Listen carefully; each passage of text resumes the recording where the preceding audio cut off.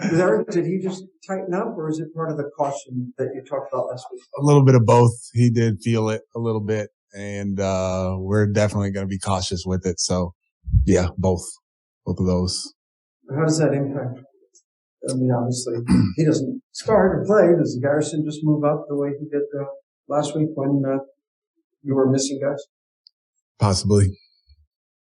Yeah. It doesn't work. Because the reason I was sort of trying to get into it is a lot of what you've done is to have Eric be a ball handler for the second game. Yeah. So is his impact, if he's out, greater than even as a starter in your top three-point shooter and so on? Yeah. I mean, missing him gives us one less ball handler, one less decision maker. So JT's going to have to fill in and handle the ball a little bit more.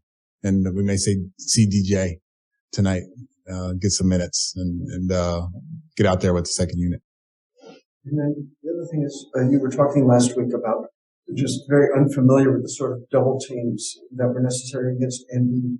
If you have to play this team in a back-to-back in a rescheduled game, is it at least better that it's a team you prepared for fairly recently? Yeah. I mean, they all knew the terminology around it today.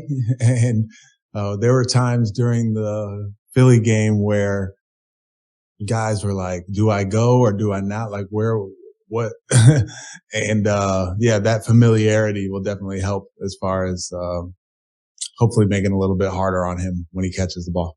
You weren't going to start Christian and Daniel last week if they were both available? I don't know. Coach, going off of that, just defensively, having seen Embiid and then now Towns last night, obviously they played differently, but are there things that you could take away from even last night's game and what maybe didn't go right starting Towns and can now apply to tonight's matchup?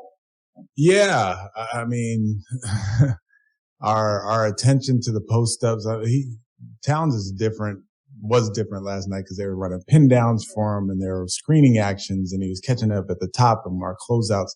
But, big physical guys, we have to be physical with, and we have to be in a hit first, have a hit first mentality. So yeah, that last night prepared us, a little bit for tonight. We're going to play a little bit differently than we did last night. But, as far as just like having a big guy who can do a bunch of different things and, can attack you in different ways. That definitely prepared us for tonight. Coach, what's most impressed you about Steph Curry's development since you guys were both in Dallas together?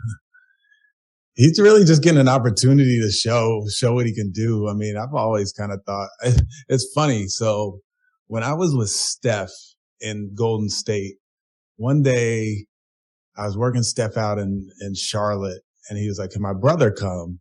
And I was like, yeah, he can come and work him out too. So I worked them both out and I was like, whoa. And I think his brother might have been either a senior in high school or going to Liberty or somewhere. Maybe it was after his freshman year at Liberty, something.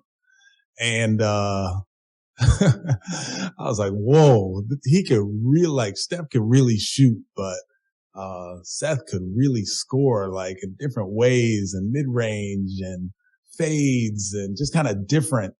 So I went home and I told my dad, I was like, Steph's brother is really good. Steph's good and Seth is really good. So, I didn't know at that time, Steph was going to be 2-time MVP and all that. But, as far as our time in Dallas and his progression, he's just super confident. He is trustworthy with the basketball or without, and he can make a bunch of different types of shots, whether it's catch and shoot threes, whether it's off the dribble threes, whether it's mid range. And the way we had him playing in Dallas, he was more of a 3-point type shooter.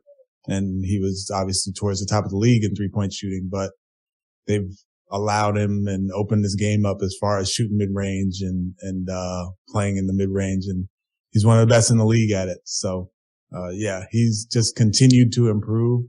But that's funny because I had forgotten all about that moment that we had in Charlotte back whenever that was, like 14 years ago. That's pretty cool. We'll take one on Zoom. Adam Poland. Stephen, after the game last night, Josh had talked about how he spent a lot of time kind of poring over the tape from the Mavs game and how he really just wasn't happy with himself from that game and his decision making. Can players, especially young players, be a little overcritical of themselves? For sure.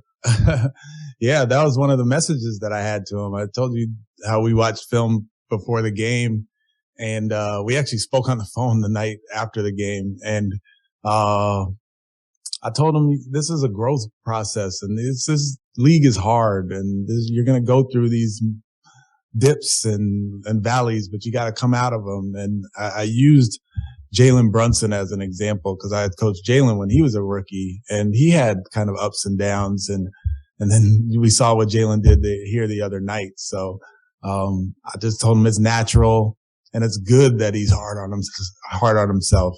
He's competitive. So yeah, I love that about him, and all our young guys are like that, all of them to a man. Yep. Thank you.